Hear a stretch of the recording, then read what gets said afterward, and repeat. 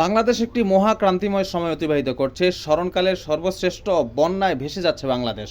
বাংলাদেশের প্রায় ১০ থেকে ১৫টি জেলা পানির নিচে তলিয়ে গিয়েছে।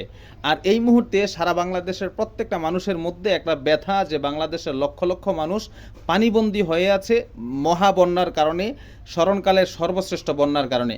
এই পরিস্থিতিতে মানুষের মনের অবস্থাই খারাপ, কিন্তু একদল মানুষ আছে তাদের স্বার্থ উদ্ধারের জন্য রাস্তায় নেমেছে এক দফা দাবি আদায়ের জন্য। আরে ভাই, দাবি তো তোমরা সারা জীবন যে কোনো সময় আদায় করতে পারবা।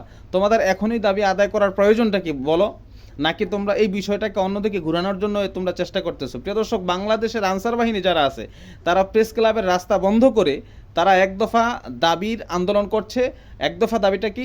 যে তাদেরকে জাতীয়করণ করতে হবে, তাহলে তাদের জন্য সুবিধা থাকবে, তারা অনেক সুবিধা পাবে।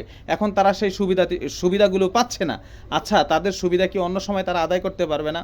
এখন যে সারা দেশের মানুষ সেই নোয়াখালী, কুমিল্লা এবং ফেনীতে যে মনোযোগ দিয়ে আছে, এই মনোযোগকে আকর্ষণ করার জন্য বা মনোযোগটাকে নষ্ট করার জন্য, তাদের কাজের মধ্যে ব্যাঘাত সৃষ্টি করার জন্য কে তাদেরকে এই আন্দোলনগুলো করতে বলেছে আমাদের বোধগম্য নয়।